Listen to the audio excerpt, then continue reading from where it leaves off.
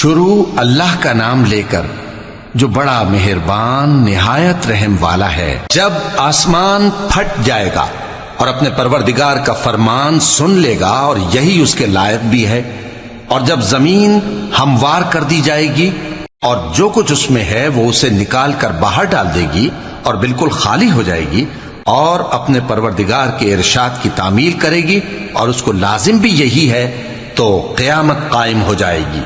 اے انسان، تو اپنے پروردگار کی طرف پہنچنے تک خوب تکلیف اٹھاتا ہے، پھر تو اس سے جا ملے گا۔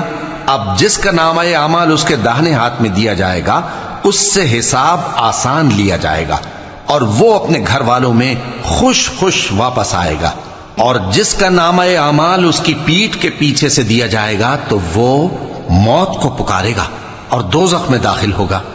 وہ اپنے اہل و عیال ہی میں مگن رہتا تھا، وہ تو خیال کرتا تھا کہ اللہ کی طرف لوٹ کر نہ جائے گا، کیوں نہیں؟